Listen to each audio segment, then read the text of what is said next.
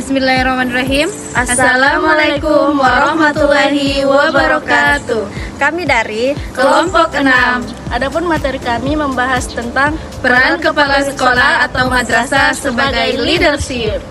kepala sekolah sebagai leadership sangat berperan penting untuk meningkatkan kualitas dan nilai yang dimiliki lembaga. Untuk penjelasan lebih lengkap mengenai peran kepala sekolah sebagai leadership, mari kita simak video ini sama-sama. Check it out.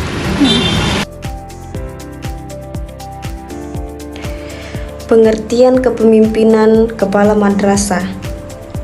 Istilah kepemimpinan merupakan terjemahan dari leadership yang berasal dari leader yang artinya ketua, pemimpin, kepala. Untuk memperluas pandangan terhadap pengertian kepemimpinan, para ahli berbeda-beda dalam mendefinisikannya. Di antara definisi kepemimpinan, di antaranya, pertama, kepemimpinan adalah seni atau kemampuan untuk mengkoordinasikan dan menggerakkan seseorang individu atau kelompok ke arah pencapaian tujuan yang diharapkan. 2. Kepemimpinan adalah suatu aktivitas untuk mempengaruhi orang-orang agar mau diarahkan untuk mencapai tujuan lembaga. 3. Kepemimpinan merupakan usaha yang dilakukan seseorang dengan segenap kemampuan untuk mempengaruhi, mendorong, mengarahkan, dan menggerakkan orang-orang yang dipimpin supaya mereka mau bekerja dengan penuh semangat dan kepercayaan yang mencapai tujuan-tujuan organisasi. 4. Kepemimpinan adalah suatu kekuatan penting dalam rangka pengelolaan. Oleh sebab itu, kemampuan memimpin secara efektif merupakan kunci untuk menjadi seseorang manajer yang efektif. 5. Menurut Sofyan Syafri Harahap, kepemimpinan adalah proses mempengaruhi orang lain yang dimaksud untuk membentuk perilaku yang sesuai dengan kehendak kita. Selanjutnya, peran kepala sekolah atau madrasah sebagai leadership. Yang pertama itu menggerakkan warga sekolah. Mencari tahu apa peran kepala sekolah dalam menggerakkan warga sekolah agar kepala sekolah menjamin mutu pendidikan yang bermutu bagi para guru, sehingga kemudian guru dapat mengarahkan pendidikan itu kepada siswa. Yang kedua ada membimbing warga sekolah. Memimpin dan membimbing warga sekolah melalui kegiatan penyuluhan dan terstruktur mulai dari perencanaan, pelaksanaan, hingga evaluasi dan pemantauan.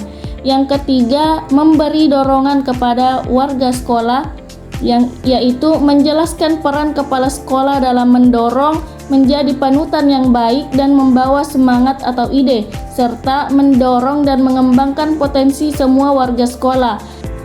Yang keempat, membina warga sekolah. Dalam bidang pendidikan, kepala sekolah dapat melibatkan guru dalam pelatihan untuk meningkatkan pandangan guru, membimbing guru dalam pelaksanaan tugas pembelajaran, menghindari tindakan pemaksaan terhadap guru, mengusahakan agar guru mengevaluasi hasil siswa, membuat keputusan yang baik, memenuhi dengan benar dan tepat, dan memecahkan masalah yang ada di sekolah secara memadai.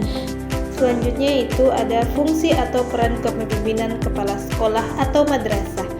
Fungsi artinya adalah jabatan atau pekerjaan yang dilakukan atau kegunaan sesuatu hal atau kerja suatu bagian tubuh. Sedangkan fungsi kepemimpinan berhubungan langsung dengan situasi sosial dalam kehidupan kelompok atau organisasi masing-masing yang mengisyaratkan bahwa setiap pemimpin berada di dalam bukan di luar situasi tersebut. Secara operasional, fungsi kepemimpinan dapat dibedakan dalam 5 fungsi pokok kepemimpinan, yaitu yang pertama ada fungsi instruksi, di mana fungsi ini bersifat komunikasi satu arah. Pemimpin sebagai komunikasi merupakan pihak yang menentukan apa, bagaimana, dan di mana perintah itu dikerjakan agar keputusan dapat dilaksanakan secara efektif.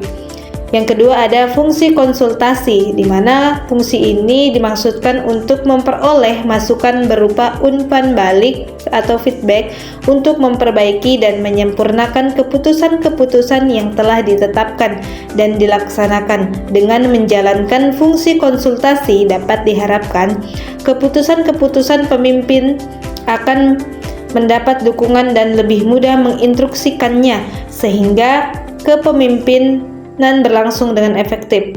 Yang ketiga ada fungsi partisipasi. Dalam menjelaskan fungsi ini, pemimpin berusaha mengaktifkan orang-orang yang dipimpinnya, baik dalam keikutsertaan mengambil keputusan maupun dalam melaksanakannya. Yang keempat ada fungsi delegasi, di mana fungsi ini dilaksanakan dengan memberikan pelimpahan wewenang membuat menetapkan keputusan baik melalui persetujuan maupun tanpa persetujuan dari pemerintah. Fungsi delegasi pada dasarnya berarti kepercayaan. Orang-orang penerima delegasi itu harus diyakini merupakan pembantu pemimpin yang memiliki kesamaan prinsip, persepsi, dan apresiasi. Yang kelima ada fungsi pengendalian. Nah, dalam fungsi ini, pengendalian bermaksud kepemimpinan yang sukses atau efektif mampu mengatur aktivitas anggotanya secara terarah dan dalam koordinasi yang efektif sehingga memungkinkan tercapainya tujuan bersama secara maksimal. Mulyasa mengemukakan bahwa kepemimpinan kepala sekolah yang efektif dapat dilihat berdasarkan kriteria berikut. Yang pertama, berpengaruh terhadap orang lain. Pemimpin yang efektif mampu mempengaruhi orang lain agar dapat bekerja sama dan mencapai tujuan. Yang kedua, pencapaian tujuan organisasi. Pemimpin yang efektif berfokus pada pencapaian tujuan organisasi baik dalam skala kecil maupun besar. Yang ketiga, menjalin komunikasi yang baik. Mampu menjalin hubungan yang harmonis dengan masyarakat sehingga dapat melibatkan mereka secara aktif dalam rangka mewujudkan tujuan sekolah pendidikan.